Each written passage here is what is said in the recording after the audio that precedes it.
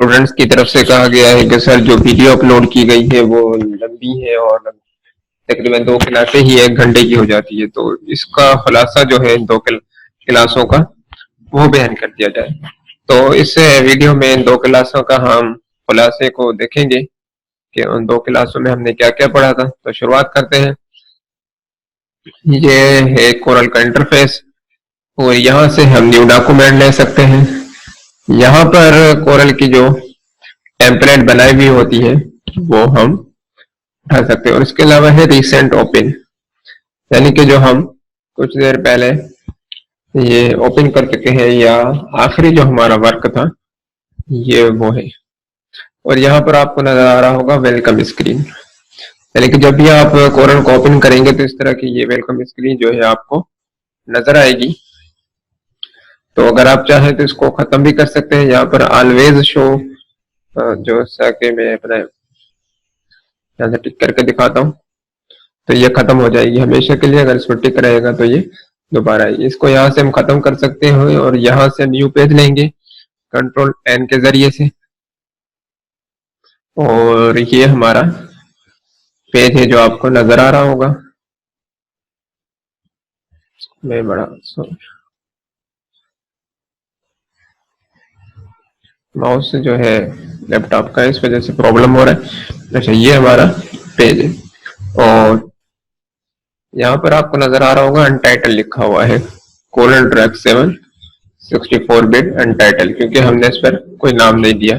जब हम नाम देंगे तो ये सब कुछ चेंज हो जाएगा। जो ये है मेन्यू बार, उसके नीचे जो आपको नजर आ रहा होगा जिसमें file, edit, view, layout, object वगैरह है। और ये है उसके नीचे स्टैंडर्ड बार, और ये है इसके नीचे प्रॉपर्टी बार।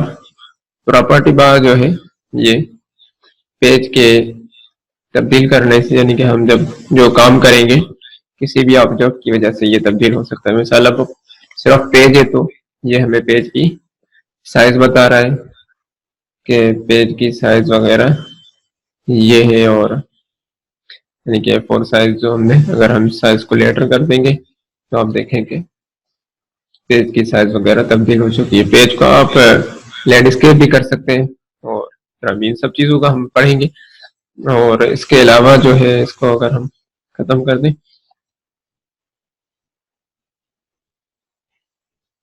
ये है कलर पैलेट। यहाँ पर कलर इसके जो है ये मौजूद है। और इसके अलावा ये है टूल बॉक्स, ठीक है, ये टूल बॉक्स है। और यहाँ पर नीचे अगर आप माउस को देख रहे हैं, मैं इसको भी ड्रॉ कर देता हूँ, तो यहाँ पर पेजेस है और ये है, ये सारा जो है स्टेटस बार है, ठीक है। पेजेस में से हम और पेज भी ले सकते हैं इस पर क्लिक करके 1 2 3। और अगर हम इस लाइन पर खड़े होकर, पेज के लाइन पर खड़े होकर राइट क्लिक करेंगे तो यहाँ से भी हम पेज को इंसर्ट कर सकते हैं, यानी और पेज ले सकते हैं। डुप्लीकेट भी यहीं से बना सकते हैं। यहाँ पर क्लिक करने के बाद अगर यहाँ पर क्लिक करें तब भी हम डुप्लीकेट वगैरह बना सकते हैं।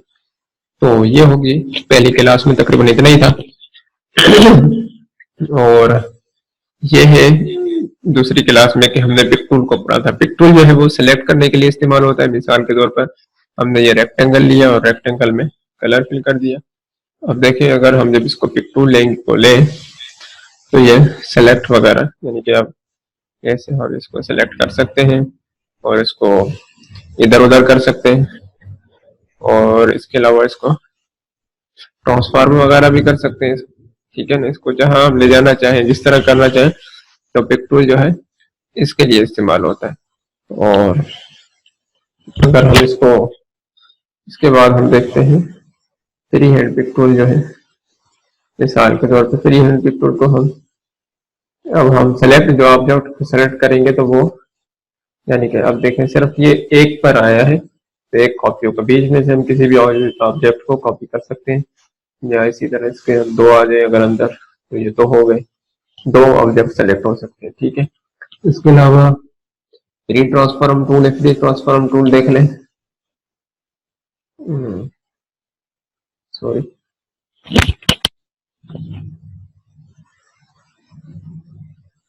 आप इसके किसी भी पॉइंट को सिलेक्ट करेंगे और किसी भी पॉइंट से पकड़कर इसको इधर उधर कर सकते हैं फ्री ट्रांसफॉर्म टूल की वजह से। ठीक है, और इसको अगर हम सिलेक्ट करें, लेकिन ये सिलेक्ट हो चुका है, इसको भी हम किसी भी पॉइंट से पकड़ के ट्रांसफॉर्म टूल की वजह से सेट कर सकते हैं। ठीक है, तो ये ट्रांसफॉर्म टूल हो गया। उसके बाद हम देख लेते हैं रेक्टेंगल। हम यहाँ से लेंगे, एक रेक्टेंगल लिया, ये रेक्टेंगल हो गया। यहाँ से हम रेक्टेंगल को स्कॉल्पिट कॉर्नर कर सकते हैं, राउंड कॉर्नर कर सकते हैं। राउंड कॉर्नर कैसे होगा, मिसाल के तौर पर यहाँ प्रॉपर्टी में 0 है, मैं इसको 1 कर देता हूँ, ये देखिए राउंड हो गए। और अगर मैं इस लॉक को ऑन करूं और यहाँ से मैं अगर इसको 2 कर दूं तो एक साइड से ज्यादा हो गया और एक साइड 2 से 3 साइडों से कम है, तो यहाँ से मैंने इसको 2 किया इस तरह। और यहाँ से अगर इसको 0 कर दिया जाए तो ये इस तरह हो सकता है। और इसके अलावा ये स्कॉल्पिट कॉर्नर है, ये इस तरह हो सकते हैं। अगर यहाँ से हम इसको लॉक करें और यहाँ से हम इसको 0 कर दें तो ये देखें, और यहाँ से तो ये स्कॉल्पिट कॉर्नर। इसके अलावा इसके बराबर में है चेम्फर्ड कॉर्नर, ये इस तरह से हो सकता है। इसके अलावा है rectangle 3D point. 3D point इस तरह होता है, यहाँ से हमने 3D पॉइंट रेक्टेंगल लिया और यहाँ से हमने इसको माउस के बटन को दबाया और खींच के लेकर जहां भी ले जाए, आगे पीछे ऊपर नीचे। अगर शिफ्ट के साथ करेंगे थोड़ा सा झटका देकर आएगा। तो हमने इसको यहाँ पर छोड़ा, माउस के बटन को रिलीज किया और फिर खींच के ले गए इस तरह, रिलीज, और माउस के बटन को प्रेस किया, यहाँ से इसको रिलीज किया। और अगर हम शिफ्ट दबाएंगे तो चारों तरफ से बढ़ेगा और अगर कंट्रोल दबाएंगे तो एक तरफ से हो जाएगा। और इसी तरह जो है एलिप्स टूल है, ये एलिप्स टूल हो गया। ये एलिप्स टूल को हमने कॉपी किया आसानी की खातिर, तो हम यहाँ से पिक टूल से इसको हमने सेलेक्ट किया और इनमें कलर कर दिया।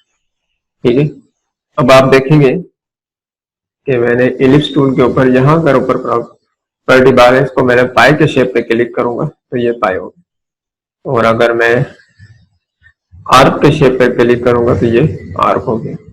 और अगर मैं पाई के शेप पर क्लिक करके F10 दबाऊं और इसको यहाँ से अगर इस तरह घुमाऊं तो जहां पर रखना चाहूं इस तरह ये हो सकता है। अगर मैं इसको दोबारा फिल कर दूं तो ये नहीं, और अगर मैं इसको थोड़ा सा बढ़ाया तो ये आर्क की शक्ल बन गई। और अगर मैं इसको दोबारा ले गया तो ये अपने यानी कि जहां तक पाई की शक्ल थी वहां तक ये हो सकेगा। तो इस तरह से ये पाई टूल और शेप टूल भी बन जाते हैं। और ये मेरे ख्याल में दूसरी क्लास का खुलासा हो चुका है। उसके बाद है टेक्स्ट है और उसके बाद है पॉलीगॉन टूल। इसको हम इंशाल्लाह तीसरी क्लास में कवर करने की कोशिश करेंगे। अस्सलाम वालेकुम वरहमतुल्लाहि वबरकातुहू।